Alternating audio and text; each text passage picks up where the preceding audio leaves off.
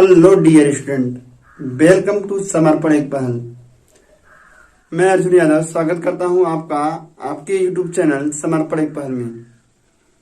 अब तक आपने हमारे चैनल को सब्सक्राइब नहीं किया तो चैनल को सब्सक्राइब कर लीजिए और बेल आइकन को ऑन कर लीजिए ताकि आपको हमारे लेटेस्ट वीडियो की नोटिफिकेशन मिलती रहे।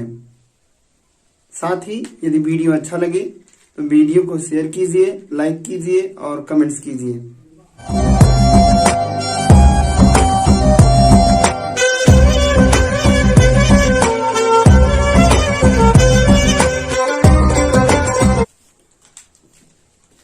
हेलो डियर स्टूडेंट, किरचॉफ के नियम को पढ़ने से पहले हम देख लेते हैं कुछ इंपॉर्टेंट टर्म जो बार बार यूज होंगे, जिसमें से पहला है विद्युत परिपथ। विद्युत परिपथ एक ऐसा पथ है जिसमें इलेक्ट्रॉन एक सिरे से दूसरे सिरे तक प्रवाहित हो जाता है। उदाहरण के लिए देखिए,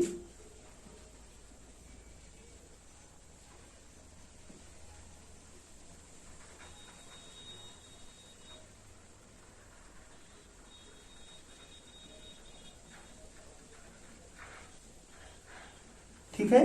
देखिए ये पूरा पथ है जिसमें इलेक्ट्रॉन का फ्लो धनावेश से ऋणावेश की ओर हो रहा है, विद्युत परिपथ कहलाता है। तो विद्युत परिपथ क्या है? यह एक ऐसा पथ है, विद्युत परिपथ एक ऐसा पथ है जिसमें इलेक्ट्रॉन का प्रवाह एक सिरे से दूसरे सिरे तक होता है। विद्युत सेल, प्रतिरोध, प्रेरकत्व, संधारित्र आदि इसके प्रमुख भाग हैं। किसी विद्युत परिपथ में वह बिंदु जहां पर दो चालक मिलते हैं नोड कहलाता है। इस नोड को मेश भी कहते हैं। क्लियर है? अगला पॉइंट है जंक्शन या संधि। किसी विद्युत परिपथ में ऐसा बिंदु जहां पर दो या दो से अधिक चालक मिलते हैं संधि या जंक्शन कहलाता है। अगली हेडिंग है लूप। किसी विद्युत नेटवर्क में बंद परिपथ को लूप कहते हैं। तो इस प्रकार लूप क्या है? एक बंद परिपथ है। अगली हेडिंग है विद्युत नेटवर्क।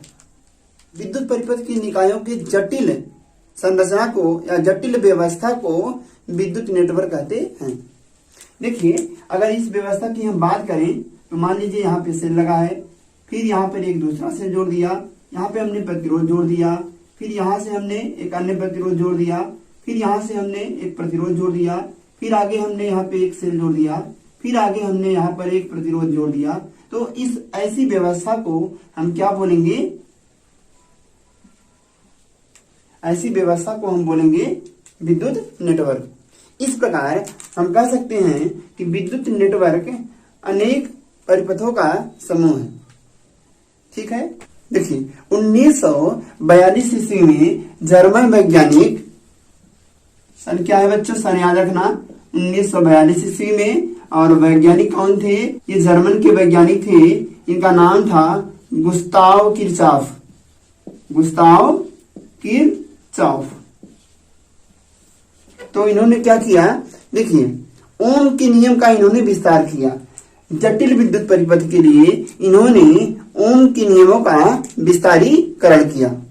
तो इसके लिए उन्होंने दो प्रमुख नियम दिए जिसको हम किरचॉफ के नियम के नाम से जानते हैं। अगर ये वीडियो आपको लाभदायक लगी तो इसको अपने दोस्तों और सहपाठियों में शेयर कीजिए। तो आइए देखते हैं किरचॉफ का पहला नियम।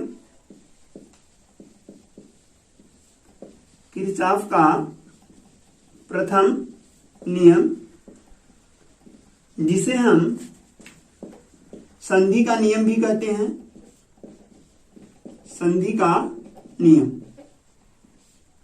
देखिए स्टूडेंट, इस नियम के अनुसार किसी बिंदु पर आने वाली और जाने वाली कुल धाराओं का बीजगणितीय योग शून्य होता है। ठीक है। आप कहिए तो मैं इसको लिख दूं, किसी बिंदु पर आने वाली और जाने वाली कुल धाराओं का बीजगणितीय योग शून्य होता है।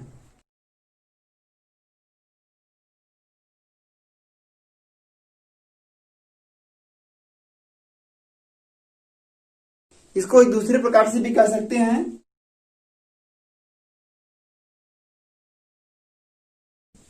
इसका मतलब यह है कि यदि किसी संधि पर इस क्षण विशेष में जितनी धारा आ रही है उसी क्षण समय में उस बिंदु से उतनी ही धारा जाएगी भी। तो इसको हम फिगर के द्वारा समझते हैं। ये देखिए एक चित्र है,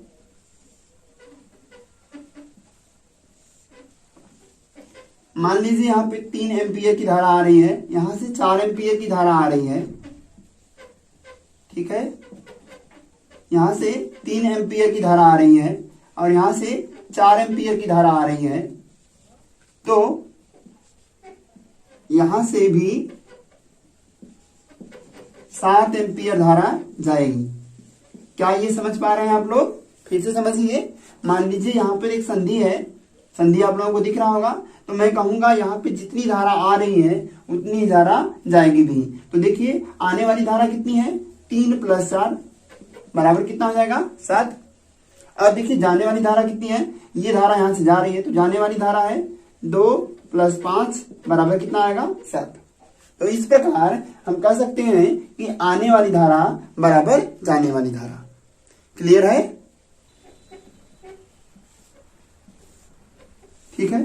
इसमें ये आने वाली धारा ये I1 है, ये I2 है,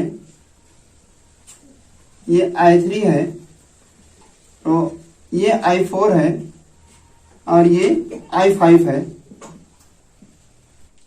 तो देखिए यदि आने वाली धारा को हम धनात्मक दिखाएं तो जाने वाली धारा क्या होगी, ऋणात्मक।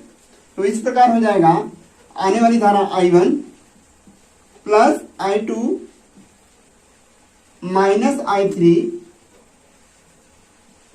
+ I4 - I5 = 0।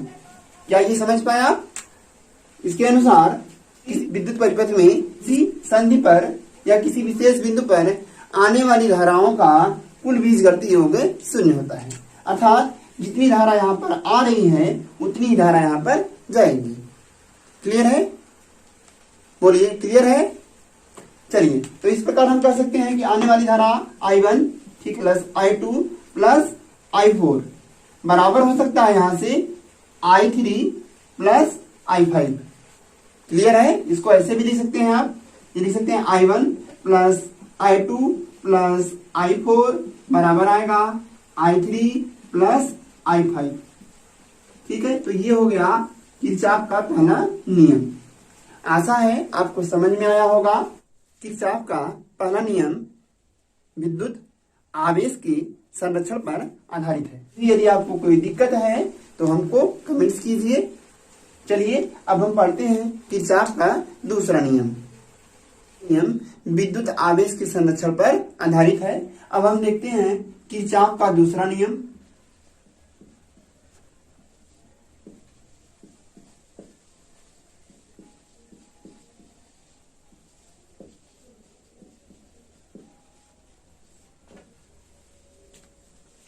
तो देखिए किरचॉफ के दूसरे नियम में किसी बंद लूप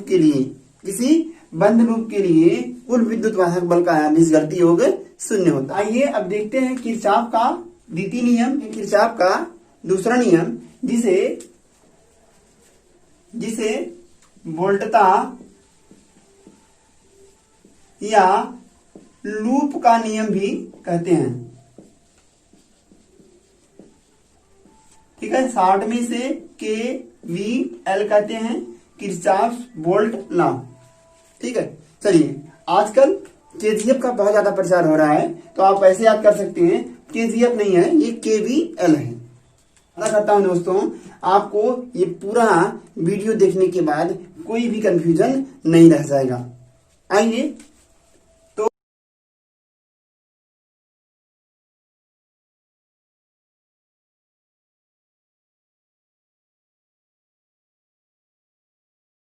पास कोई विद्युत परिपथ हो तो उसमें जो कुल विभवांतर होगा उनका बीजगणितीय योग 0 के बराबर होगा।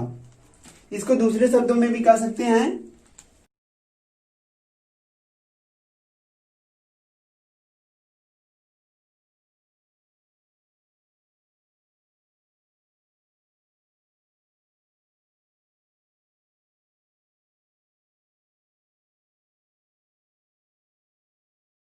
यदि हमारे पास कोई सर्किट है जिसमें